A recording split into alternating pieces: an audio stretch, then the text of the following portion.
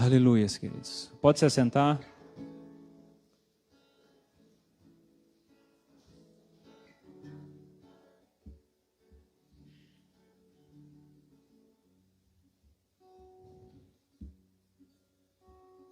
Lindo,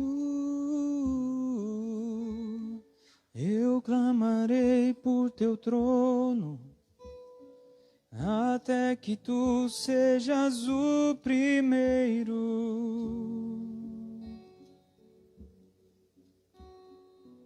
Ó Senhor, fala conosco, Pai. Fala o nosso coração, Senhor. Ó Espírito Santo, nos acalma nessa hora, nos fortalece pela sua palavra. Tira a nossa ansiedade, como foi falado aqui. Nos preenche da tua paz, Senhor. Que o nosso coração, Pai, esteja inteiramente aberto para a tua palavra. Tua palavra é poderosa e nos alimenta, Senhor. Nós te amamos, Senhor. Nós te amamos, Senhor. Aleluias. Graça e paz, queridos. Glória a Deus. Como sempre começo quando vou ministrar, somos privilegiados. Privilegiados de ter uma casa para adorar o Senhor, de ter um lugar para estarmos. Antes de começarmos a falar da palavra de Deus, eu gostaria de agradecer aos irmãos que oraram pela minha vida essa semana. Semana passada eu passei mal, acabei abortando aí o culto em cima da hora, estava sem condições. Não tinha nada no sábado e acordei destruído no domingo, sem explicação. E ainda segunda e terça estava meio ruim, com muita dor no corpo. E depois, durante a semana, eu fui melhorando para a glória do Senhor. O pastor Rodrigo avisou aqui que eu não pude estar. E eu agradeço a cada irmão que orou pela minha vida, que lembrou da minha família, que nos apresentou em oração. E hoje nós estamos aqui para ministrar a palavra do Senhor, para agradecer a Deus por tudo aquilo que Ele é, o que Ele faz na nossa vida. E é isso que nós vamos fazer. Que essa palavra de hoje seja força para você, seja vigor para a sua vida, seja ânimo para a sua vida, para caminhar mais uma milha, porque é isso que a palavra de Deus ela faz em nós, ela nos ativa para conseguirmos caminhar mais. Ela nos ativa para irmos mais longe, para seguirmos o propósito de Deus na nossa vida. Amém? Hoje nós vamos falar sobre a graça de Deus. Eu tenho pedido muito para o Senhor sabedoria, para que Ele venha me instruir, para que Ele venha me dar conhecimento da sua palavra, para que a gente possa mergulhar cada vez mais. E às vezes o Senhor Ele me faz algumas recapitulações, né? Ele pega algumas palavras, alguns conceitos que são tão comuns na nossa rotina, no nosso vocabulário, naquilo que conforme vivemos a palavra de Deus, vivemos o Evangelho, e Ele nos relembra essas palavras. Você vê que vira e mexe algumas pregações que o Senhor coloca em meu coração, que nós nos reunimos aqui, é a respeito de palavras-chave do Evangelho. Uma das últimas palavras que ministramos aqui foi sobre a palavra confiar, porque a Bíblia está cheia e repleta dessa palavra. E hoje nós vamos falar sobre a graça de Deus. Porque nós lemos em vários trechos bíblicos, nós temos ela no nosso vocabulário, nós damos graças a Deus. Nós falamos sobre a graça de Deus e a palavra de Deus fala sobre a graça de Deus. E às vezes de tanto falarmos não sabemos o que isso representa, o que isso significa, o valor que isso tem, o quanto essa palavra ela é poderosa na nossa vida, o quanto essa palavra ela nos ativa. Então hoje nós vamos falar sobre a graça de Deus. O que a graça de Deus é para nós, o que a graça de Deus faz em nós, o que a graça de Deus gera no nosso coração, a combustão que ela traz para a nossa vida. E tudo se inicia pela graça. A graça, ela é o início de tudo. E é isso que nós vamos trazer nessa noite.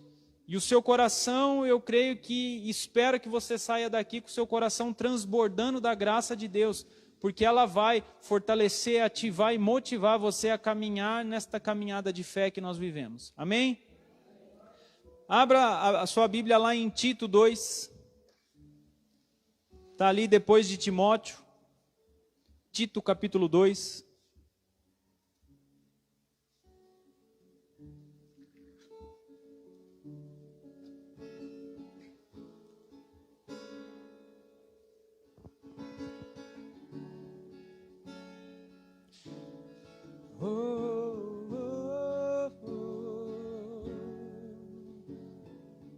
Clamaremos por teu nome, ó Senhor.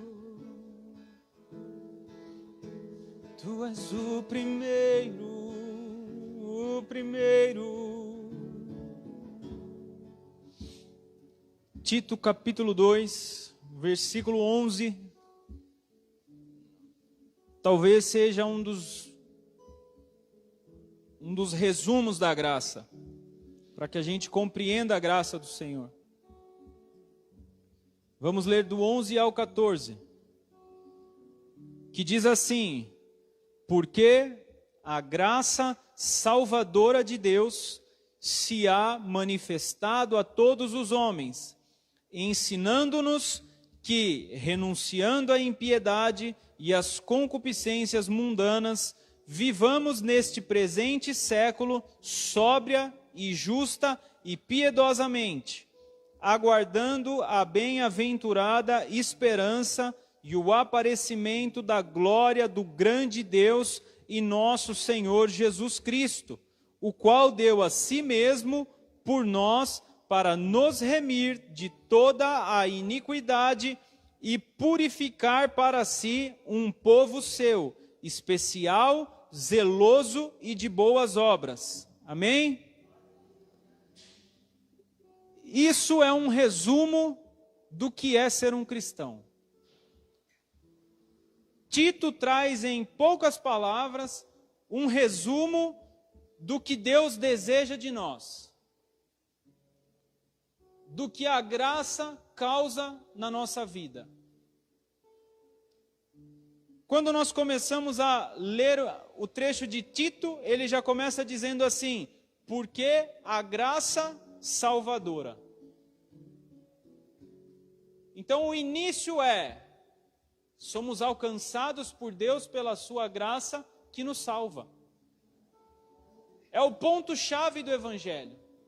O que é a graça? A graça é o fator revelador do amor de Deus. A graça é o que testifica o amor de Deus por nós. E você já vai entender.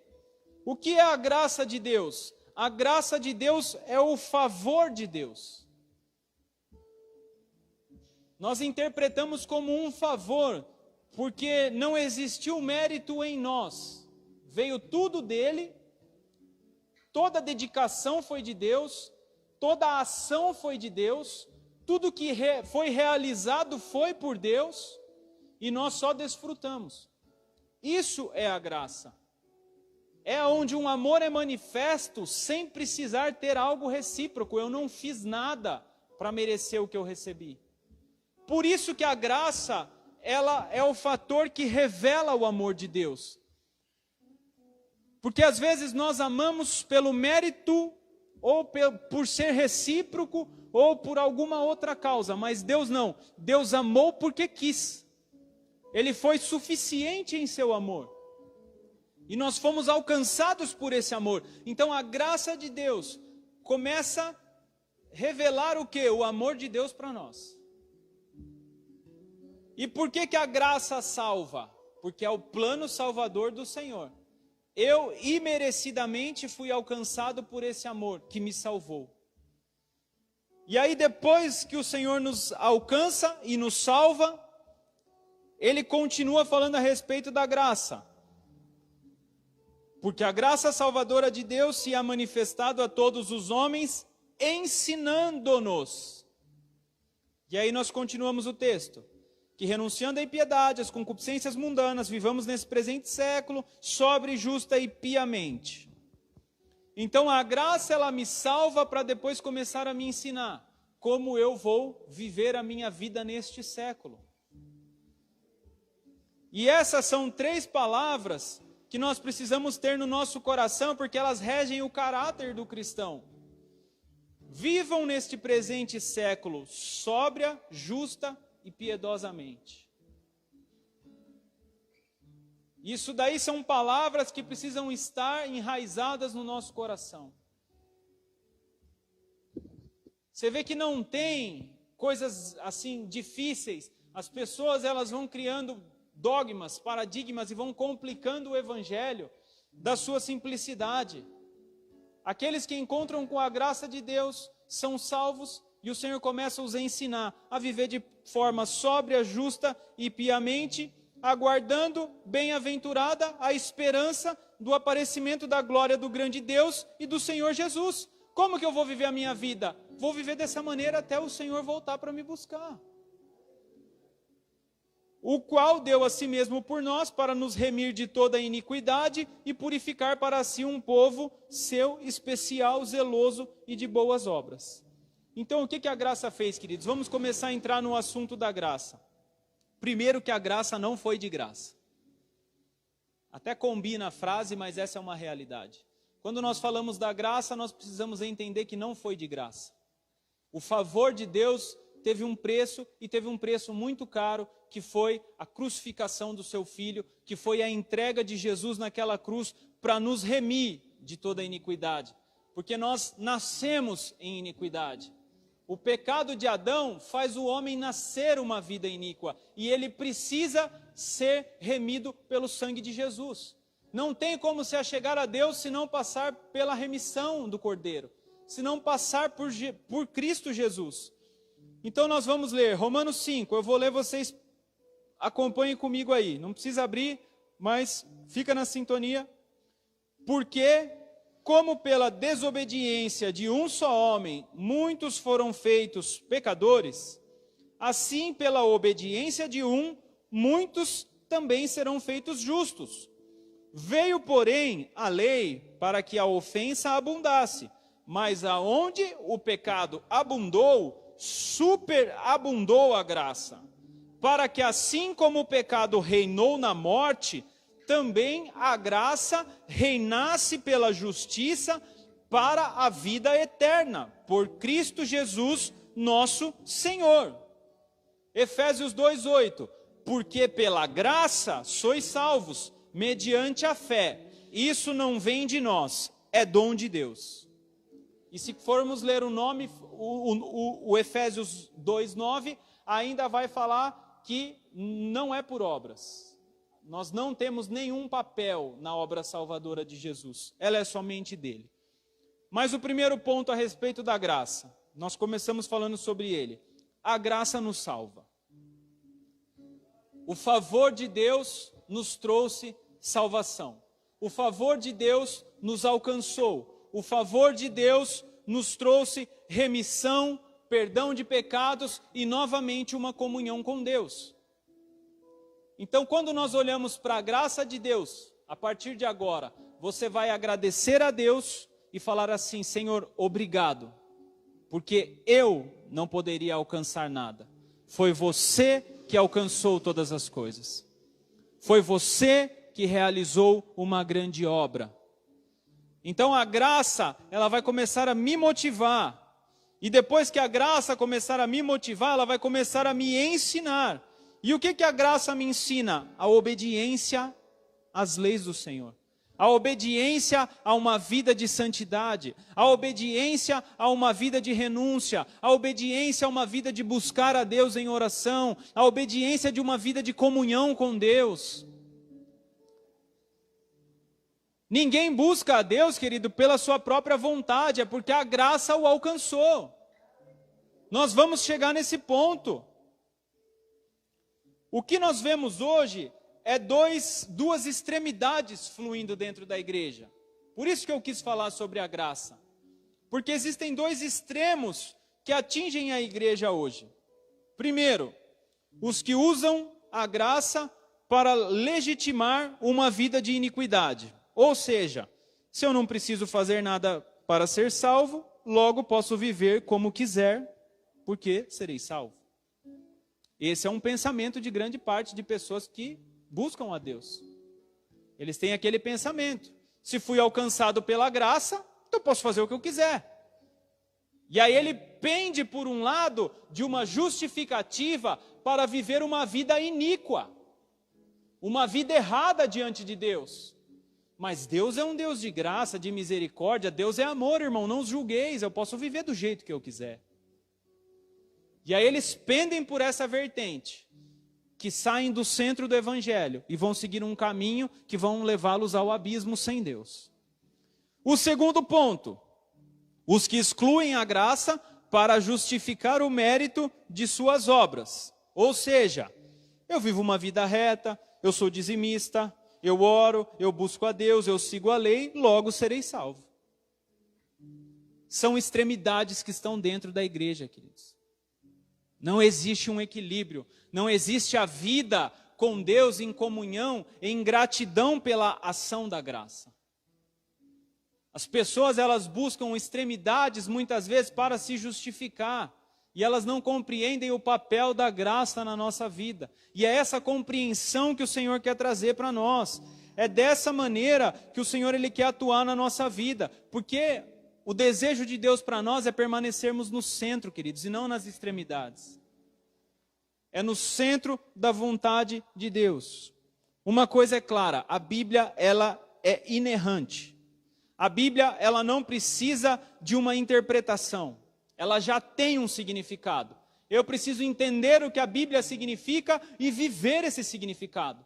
Eu não posso ler as Escrituras e interpretar ela da maneira que o meu coração deseja, porque o meu coração se engana. Então eu preciso ler. E quando diz assim, não faça algo, não viva de tal maneira, não faça isso, não seja assim, o que me resta é me arrepender e me alinhar àquilo que Deus deseja que eu seja, e da maneira que Deus deseja que eu viva. A graça, queridos, ela é suficiente. 2 Coríntios 12, 9 tem uma passagem muito conhecida, aonde Paulo, ele relata que ele tinha um espinho na carne, e aí ele pede para que Deus tirasse aquele espinho dele. E o Senhor ele dá uma resposta para ele assim, Paulo, a minha graça te basta. Essa pequena frase ela tem um grande significado para a nossa vida, queridos. A graça de Deus é suficiente. A graça de Deus é o que você precisa para alcançar a eternidade com Deus. A graça de Deus, ela é a maior demonstração de amor que já existiu na humanidade, na terra, nos céus, em qualquer lugar, porque ela relata um povo que estava distante de Deus, um povo que vivia de uma forma iníqua, um povo que estava herdando a morte, um povo que estava praticamente morto no túmulo, e o Senhor vira e fala assim, eu vou amar esse povo, e vou fazer algo por eles, porque eu sou bom. Pela minha graça, eu vou fazer um favor por eles. É como uma história, simples, para que você entenda. Eu gosto às vezes de contar algumas historinhas, para que a gente grave melhor. Imagina que ali na rodoviária fica sempre alguns moradores de rua. A gente não sabe quem são, da onde vem, qual é a sua família, pode ser que ele seja órfão ou não. E ele vive ali uma vida extremamente destrutiva, sem esperança, sem expectativa, fazendo o que dá vontade. Ele vai vivendo. Aí um dia chega um homem para ele, procura ele na rodoviária, fala, quem que é o João aqui? Ou podia falar, quem que é o Felipe, quem é o Marcos, quem é o Rafa? E aquele morador de rua fala, sou eu. Ele é chamado pelo nome. E ele fala assim, tem um bilionário, um grande rei, que ele vive lá na Europa, ele não vive nem aqui no Brasil, e ele está fazendo a divisão do seu testamento, da sua herança, e ele pediu para acrescentar o seu nome nesse testamento. E a partir de agora você também é herdeiro, co-herdeiro com ele. Então a partir de agora você que não tem nada passa a ser também um grande bilionário. E aquele homem fala assim, mas quem que é? Mas o que que eu fiz para merecer isso? Mas por que que ele está dividindo a herança dele comigo? E aí ele pega e fala assim, levanta, vai se preparando, vai organizando a sua vida, não viva mais assim do jeito que você está vivendo, sai dessa sarjeta, começa a mudar os seus hábitos, começa a mudar a sua vida, começa a mudar as suas condutas, porque ele está vindo de lá para te buscar. E ele vai te levar para o reino, para você viver com ele e desfrutar dessa herança. E aí o que você faz sabendo dessa notícia? Você vai falar assim, não, continuar vivendo aqui mesmo, que herança o que para lá, não quero saber disso não, deixa eu na minha vidinha medíocre aqui, mergulhado nos meus prazeres, mergulhado nos meus vícios, mergulhado nos meus pensamentos destrutivos, eu não quero. Ou você vai olhar para essa graça que foi praticada para você e falar assim, eu vou começar a mudar de vida. Porque agora alguém olhou para mim como ninguém olhou. Eu vou começar a mudar de vida porque alguém colocou uma esperança no meu coração que não existia. Eu vou começar a mudar de vida porque alguém praticou um favor imerecido para mim. Porque até então ele tinha feito tudo errado. Mas ele foi incluído na herança. Então, queridos, a graça de Deus é o favor imerecido que fala a respeito de um rei, de um senhor, que governa todas as coisas, que nos tirou do lamaçal do pecado, que nos tirou de uma vida destrutiva, que mudou a nossa história e que falou assim, se prepara que eu estou voltando para buscar vocês. Muda o hábito, muda de vida, muda de conduta, viva de forma justa, viva de forma piedosa, viva de forma correta, transforma o seu caráter. Só que nós vamos além aqui, porque nós não falamos de valores, nós falamos de vida. O preço que Deus pagou foi a vida de Cristo. Então o valor, a vida ela vai muito além dos valores. Quando nós falamos de vida, ela vai muito além de riqueza. Se você pegar qualquer pessoa doente, ela daria todo o dinheiro do mundo para receber vida, porque de vale o dinheiro sem a vida? Então a vida é algo mais precioso que nós temos. Quando você pega uma pessoa que ela passa por uma enfermidade, que ela fica doente, que ela chega à beira da morte, e ali por uma graça, por um milagre, ela sobrevive, a primeira coisa que ela vai falar é assim, eu não olho mais a vida com os mesmos olhos. Eu preciso viver a vida de forma diferente. Então a primeira forma que nós somos atingidos pela graça, o que é? É nós reconhecermos que estávamos mortos, que passamos a viver, pela graça do Senhor, e aquilo abre os nossos olhos e muda a nossa forma de enxergar. E aí nós começamos a caminhar de uma maneira diferente, porque fomos alcançados por essa graça. Quando você entende que você não pode salvar a si mesmo e que o Senhor entrega a Jesus para te salvar, a sua forma de viver e de pensar muda. A graça nos dá a herança. Ora, se somos filhos, somos também herdeiros. Herdeiros de Deus e co-herdeiros com Cristo. Se com Ele sofrermos, também com Ele seremos glorificados. Romanos 8,17.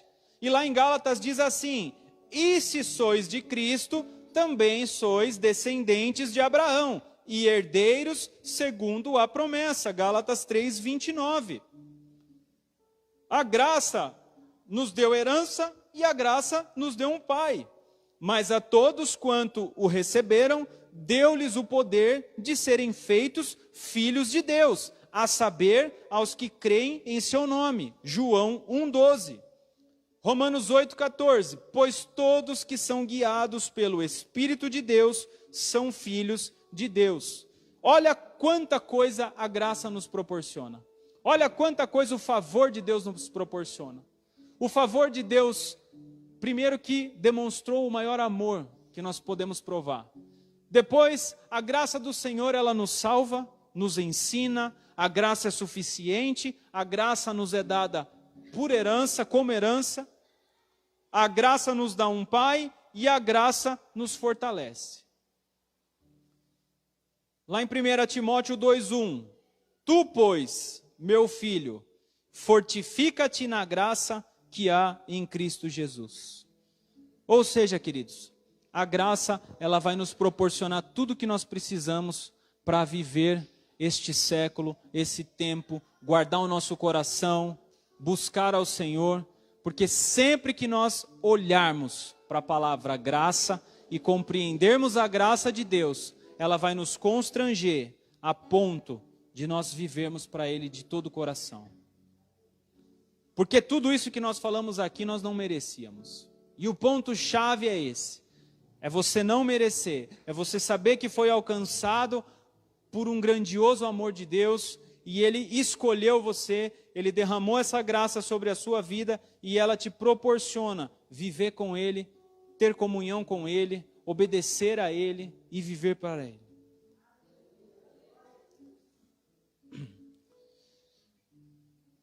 Um dos presentes que Adão deixou para nós, queridos, quando pecou contra Deus, foi uma técnica excelente, que chama a técnica de dar desculpas. A técnica de transferir a culpa e a técnica de procurar uma justificativa ao invés da gente sempre se arrepender e buscar o Senhor. Essa técnica de Adão foi excelente. Adão foi o coaching de dar desculpas. Ele peca contra o Senhor, ele dá desculpas por aquele pecado, ele culpa a mulher, ele culpa a Deus, ele culpa a serpente, ele vai desenvolvendo essa técnica. E às vezes isso vai acontecendo na nossa vida, queridos. Nós vamos escolhendo os nossos caminhos, nós vamos olhando para os significados bíblicos e interpretando segundo aquilo que é beneficente, segundo aquilo que agrada o nosso coração, nos enganamos, e o Senhor, Ele vem com uma borracha que se chama graça, e Ele nos perdoa, Ele apaga todas essas coisas, e Ele nos dá a oportunidade de recomeçar, Ele nos dá a oportunidade de seguirmos adiante, Ele nos dá a oportunidade de viver um novo amanhã. Enquanto existe fôlego, é tempo de se consertar e olhar para essa graça, por esse favor, como uma gratidão e buscar ao Senhor. O salário do pecado é a morte, mas o dom gratuito de Deus é a vida eterna por Cristo Jesus, nosso Senhor. Romanos 6, 23. O que nós falamos até agora? Quando você lê Romanos 6, você vai ver, o salário do pecado é a morte. Nasci em pecado. Qual que é o preço? A morte. E aí ele continua, mas o dom gratuito. Gratuito para mim, caro para o Senhor. Gratuito para você, caro para o Senhor. O que às vezes acontece com nós, queridos, é a gente não medir a intensidade desse sacrifício, porque para nós foi gratuito. E aí tem aquela regrinha básica, né, do povo da terra, que fala assim, tudo que é de graça não é valorizado, né? Quando você não sabe o preço, não tem tanto valor, né? Só sabe o preço quem paga, né? Às vezes você pode ganhar um presente e você falar assim, pô, mas presente é barato. Mas para a pessoa que te deu pode ter custado tudo. Pode ter custado tudo para a pessoa que te deu aquele presente. Então nós temos que olhar para o presente que recebemos, não pelo valor que ele representa porque eu não paguei, mas por quanto custou para quem pagou. E é esse véu que é tirado dos nossos olhos, para que a gente não olhe para a graça como algo barato porque não nos custou, mas que nós olhemos para a graça como algo extremamente caro, valioso, valoroso pelo sacrifício que foi pagado por Jesus. Então o dom gratuito de Deus é a vida eterna por Cristo Jesus, nosso Senhor. É um dom gratuito.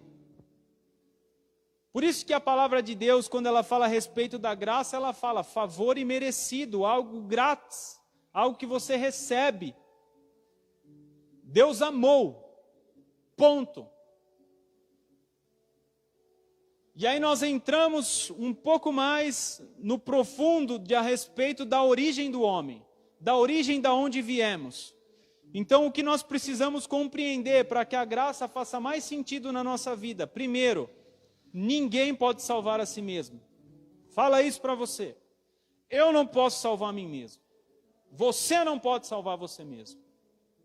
Independente da posição social, independente da cultura, independente da nacionalidade, independente da raça, independente da condição financeira, independente das suas boas ações, independente da sua educação, nenhum ser sequer na terra, nenhum homem, nenhuma mulher, por seus méritos próprios, pode se justificar diante de Deus.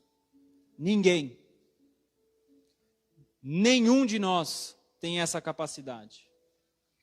Romanos 3,10 diz assim: como está escrito, não há um justo, nenhum sequer. Não há ninguém que entenda, não há ninguém que busque a Deus. O homem sem Deus, ele não tem capacidade de buscar a Deus. É Deus que o busca, não é o homem que busca a Deus. Já falei aqui em outras ministrações, não fomos nós que corremos para Deus, foi Deus que correu ao nosso encontro. Foi o Senhor que veio nos salvar. Se você estiver num penhasco, você já viu aqueles filmes que o cara cai no penhasco, e aí tem só um galinho de uma árvore assim, que fica com a mãozinha ali segurando? Nós somos aquele cara do penhasco. Você está pendurado ali, meu irmão. Você não pode salvar a si mesmo. Se você soltar a mão, já era. Você está por um triz. E aí alguém olha, te ama, estende o braço e pega a sua mão e te salva. Qual que é o seu mérito nisso? Nenhum. Nós estamos em uma situação, o homem sem Deus, ele vive uma situação que ele não pode salvar a si mesmo. Romanos 3, mas agora se manifestou sem a lei a justiça de Deus, tendo testemunho da lei e dos profetas. Isso é, a justiça de Deus pela fé em Jesus Cristo, para todos e sobre todos os que creem, porque não há diferença, porque todos pecaram e estão destituídos da glória de Deus, sendo justificados gratuitamente pela sua graça, pela redenção que há em Cristo Jesus. O que eu estou falando aqui, queridos, é simplesmente falar com outras palavras o que a palavra de Deus está dizendo. O que Romanos 3 fala, para você compreender melhor? Romanos 3, 21. Ele fala que nós estamos, todos que pecaram foram destituídos da glória de Deus. Mas a graça gratuita remiu a nossa vida e nós recebemos redenção por Cristo Jesus. Então não há ninguém, não há um homem sequer na terra que possa dizer: eu quero Deus, eu busco a Deus, eu encontro Deus, eu vou até Deus, se Deus não o tenha trazido, se Deus não o tenha buscado. O homem sem Deus, queridos, está num túmulo, ele está morto, ele está perdido. E não existe força humana no mundo que faça ele sair de lá. É o que nós falamos a respeito do penhasco. Você está ali, queridos, pendurado, pronto para cair, mas alguém te ama, vai lá e te salva, sem você merecer. Essa é a graça de Deus, essa é a ação de Deus na sua vida. A única mão que arranca o homem do túmulo, da morte, do pecado, é a mão do Cristo crucificado. Essa é a única mão que nos salva, essa é a única mão que nos resgata. O cristianismo, na sua origem, o cristianismo na sua essência, ele é a única religião, ele é a única crença que vai contra todas as outras, porque o cristianismo na sua origem, ele fala a respeito de um favor que Deus fez para nós e não nos pediu nada em troca.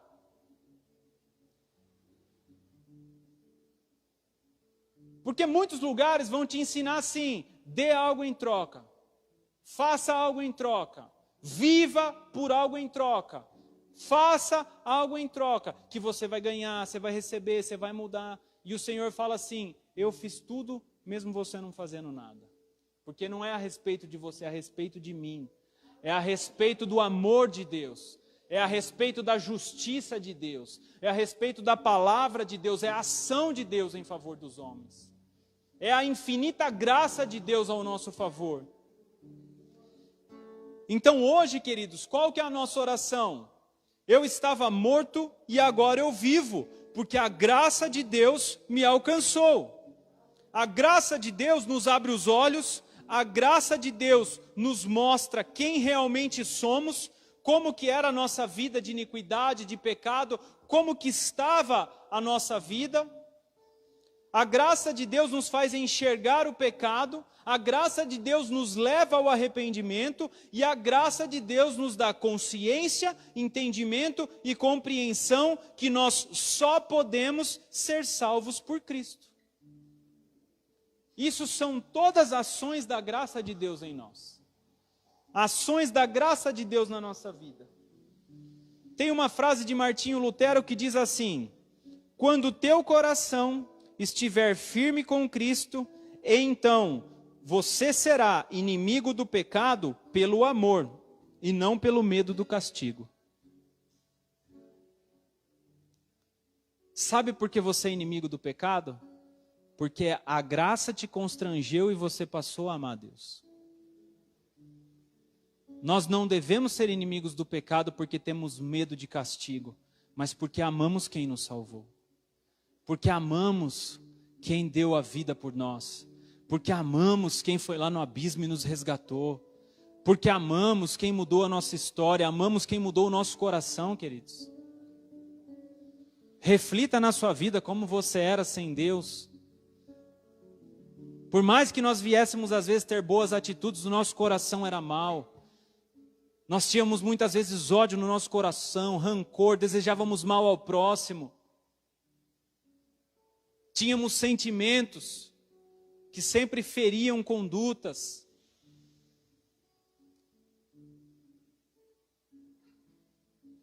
E aí o Senhor, Ele vem e nos ama e abre a nossa mente, tira os véus da nossa mente, muda a nossa história e nós passamos a enxergar com clareza. Eu sei como eu era e eu não quero ser mais, eu preciso me parecer com aquele que me salvou. E aí nós vamos mudando nossa forma de pensar, nossa forma de viver. Quando eu estava estudando essa palavra essa semana, e eu estava pensando como que era o nosso coração sem Deus. E aí lembrei daquela passagem que o Senhor fala com Ezequiel. E ele vira para o profeta e fala assim: posso eu reviver esse vale de ossos secos? E o profeta responde: tu sabes, Senhor. E aí eu falando a respeito com Deus, né, falando assim: Senhor, como que era a nossa vida longe de você, né? Sem te conhecer. Ninguém pode chegar e falar assim: ah, eu fui na igreja porque eu quis, eu busquei a Deus porque eu quis. E é verdade, queridos. Nós chegamos porque foi Ele que nos trouxe. Nós chegamos porque foi Ele que foi lá e começou a destruir as defesas que nós criamos na nossa vida. Ele que foi ferindo todas as blindagens do nosso coração, foi amolecendo o nosso coração e foi nos fazendo cada vez mais refletir sobre quem éramos e quem Ele estava querendo que fôssemos. E aí eu pensei comigo e falei assim: o nosso coração é como um vale de ossos secos. Só o Senhor pode reviver. E aí isso me fez ter uma perspectiva com quem eu não conheço. E aí eu falei: Senhor, eu jamais quero fazer pré-julgamentos. Por mais que eu olhe para uma pessoa e às vezes eu fale assim: meu Deus, aquela pessoa está tão longe de Deus. Aquele coração está um vale de ossos secos, como a vida feriu essa pessoa e ela foi se tornando desse jeito. E aí essa pergunta começou a ficar na minha cabeça: posso eu reviver esse vale? Tu sabes, Senhor. Não há coração que não possa ser alcançado. Se você me alcançou, você pode alcançar qualquer um. Se você me alcançou, ninguém é impossível para você. E aí ele falou assim: então profetiza. E o profetizar, queridos, é proferir a palavra de Deus. O profetizar não é entregar recado. O profetizar não é falar RG. O profetizar não é ficar com essa graça, que pode ser um dom de Deus também, para falar a respeito dos sinais. Mas o profetizar, na tua origem, é proferir a palavra. Então o que o Senhor ele falou para mim ali ao meu coração durante a semana? Cara, continua profetizando a palavra. que o reviver é comigo. Continua profetizando a palavra, meu irmão. Pessoa que você ama, pessoa da tua família, um amigo que você conhece, a pessoa que trabalha com você. Você acha que ele está tão longe de Deus? Tu sabe, Senhor. Só continua proferindo a palavra. Só continua profetizando a palavra. E aí quando nós falamos a respeito disso, daí você diz assim para mim, mas eu não vou falar mais, porque ele não me ouve. Eu não vou falar mais, porque ele não me dá ouvidos. E eu vou narrar para você da mesma maneira que eu estava falando com Deus na minha cabeça. E o Senhor falou para mim assim, um vale de ossos secos tem ouvidos? Cara, o profeta profetizou não por causa de quem estava ouvindo, mas por causa de quem estava pedindo. Nós falamos da palavra de Deus porque é Deus que pediu, não é por causa da consequência de quem está ouvindo ou não. O nosso papel é levar o evangelho até os ouvidos, e o papel de Deus é levar dos ouvidos ao coração. O Senhor, Ele pega da sua palavra, que é nela que está o poder, e Ele alcança quem Ele quer. Então, quando você encontra corações que estão como vales de ossos secos, não diz respeito ao que você sabe, mas ao que Deus sabe. O nosso papel é continuar profetizando a palavra. E para nós caminharmos para a reta final dessa mensagem, uma outra passagem que eu me lembrei também, foi quando Deus ele fala para Jonas ir para Nínive. E fala assim, vai para Nínive anunciar a minha palavra, que eu vou salvar aquela cidade. E o primeiro pensamento de Jonas foi não ir, porque na cabeça dele Nínive não merecia. Ele não vai. Nós sabemos a história de Jonas, ele segue um outro caminho, ele vai para Tarsis, ele vai para outro lugar.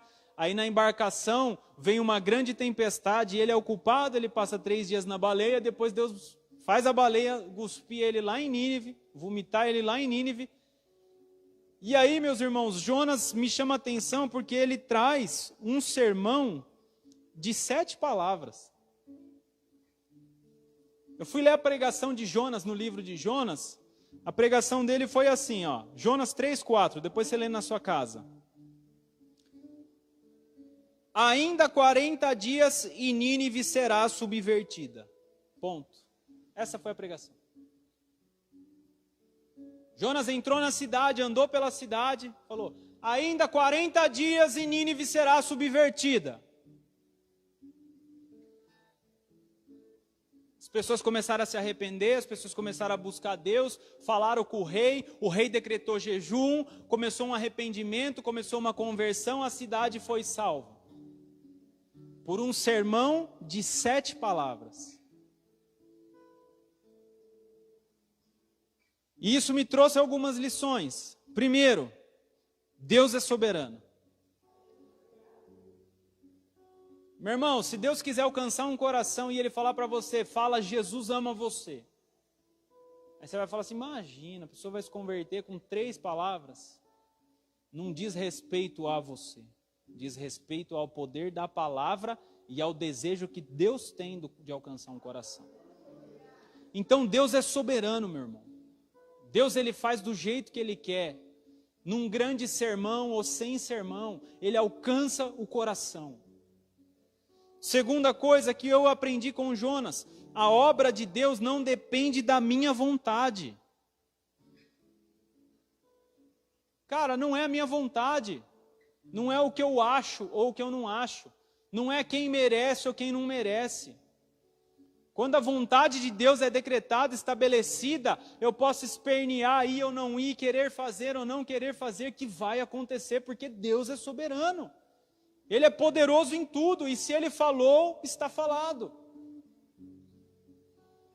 Terceiro ponto, a obra de Deus não depende dos meus sentimentos. Ah, Senhor, merece. Ah, Senhor, não merece. Vai lá orar para tal pessoa, assim, assim, assim, que eu amo ela. Ah, imagina. estava no bar ontem, estava vivendo errado, se prostitui, vive assim, e não sei o quê, olhar julgador que nós temos. Cara, não interessa o que eu sinto pela pessoa, se Deus quiser alcançar o coração dela, Ele vai alcançar. O poder de Deus alcança, o nosso papel é obedecer e liberar a palavra. Deus é soberano em tudo. Deus, Ele alcança quem Ele quer, Ele salva quem Ele quer, Ele nos usa pela sua graça e nos leva para ser somente a voz. Mas a palavra de Deus fala que é o Espírito que convence. É o Espírito Santo que alcança o coração. E para nós chegarmos na reta final, queridos, a graça de Deus nos constrange. Segundo as Escrituras, a graça nos alcança e essa nos abre os olhos a ponto de nos constranger. A graça, ela nos toca, queridos. Eu escrevi algo aqui a respeito da graça que eu acredito que é um circuito que nós temos que viver. Nós temos que passar por essa etapa, fechar essa aliança. Vou tentar emitir para que vocês guardem no coração. Quando eu compreendo a graça de Deus, o favor imerecido que eu recebi, Ele me constrange a ponto de eu buscar a santificação. E essa santificação me leva a ver e estar mais perto daquele que me salvou, podendo assim demonstrar minha gratidão e amor pela graça que recebi. É um circuito, queridos. A santificação que nós buscamos não é porque seremos salvos pelas nossas obras, mas é porque queremos estar mais próximo de quem nos salvou. O constrangimento de ser salvo sem merecer nos leva a amar o Senhor, querer estar perto, buscar a Deus, conhecer a Deus intimamente. Para quê? Para poder agradecer de alguma forma o que recebemos. Servir a Deus, queridos, é uma vida de gratidão. Porque como nós falamos no começo, do que adianta todas as coisas sem a vida? Do que adianta todo o sucesso do mundo sem a vida? Do que adianta todas as riquezas do mundo sem a vida? Do que adianta todas as alegrias sem a vida? Do que adianta toda a felicidade sem a vida? Então nós recebemos de Deus gratuitamente algo precioso, que foi a vida. E agora, como gratidão, que vivamos para aquele que nos deu a vida. Porque você concorda que viveremos ingratamente se vivemos a nossa vida agora para nós? Se eu não tinha nada, Ele me deu tudo, agora tudo é meu? Não, agora tudo é para dar para Ele. Porque nós não tínhamos nada sem Ele. Recebemos tudo do Senhor. Agora que vivamos para a glória do Senhor. Por isso que a palavra de Deus fala, vivamos para glorificar a Deus. Você não vai deixar de viver esse século, mas o que fazer, faça para a glória de Deus. O testemunho que der, dê para a glória de Deus. A maneira que trabalhar, trabalhe para a glória de Deus. O seu relacionamento, que seja para a glória de Deus. A vida com os seus amigos, que seja para glorificar a Deus. Por quê? Porque só recebemos vida porque foi Ele que nos deu. O Senhor é o dono da vida. E para encerrarmos, querido, o que diz no final da bênção apostólica que nós encerramos todos os cultos? 2 Coríntios 13, 14. Que a graça do nosso Senhor Jesus Cristo, o amor de Deus e a comunhão com o Espírito Santo seja com todos. Todos digam amém. Você compreende essas palavras? Quantas vezes nós ouvimos essa bênção apostólica e já está tão no decorado, que a gente está só com a mão levantada esperando dar o start final para correr embora, né? Você fica já parece corrida para ir embora, né? O pastor fala, vamos levantar, vamos encerrar o culto, Irmãos, vou dar bênção apostólica. Você está com o olho fechado, um aberto, mão levantada, olhando para a porta. Será que eu saio primeiro? Né? Amanhã tem que acordar cedo, eu preciso jantar. A cabeça já está pilhada no que você vai fazer saindo daqui. E aqui o Senhor, Ele deixa as 3 chaves, queridos, para que a gente vença o mundo. O amor de Deus, a graça de Jesus, que é o favor que nos salva, e a comunhão com o Espírito, que é que nos ensina todas as coisas. Estejam com você. Então, meu irmão, você está caminhando com a Trindade todos os dias. Você caminhando dessa maneira, você se torna inabalável nesse mundo. Você não se abala mais. Por quê? Porque o amor de Deus está sobre mim. Porque a graça de Jesus que me salva e manifesta todos esses sinais que nós pregamos aqui. E o Espírito Santo que nos consola e nos ensina todas as coisas. Está comigo. Então você vai sair daqui hoje falando assim: eu nunca mais vou me sentir só. Eu nunca mais vou me sentir só.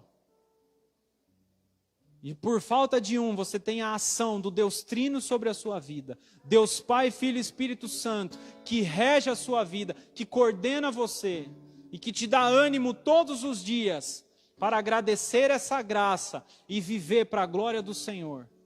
Amém? Vamos nos colocar de pé. Vamos orar ao Senhor, vamos agradecer.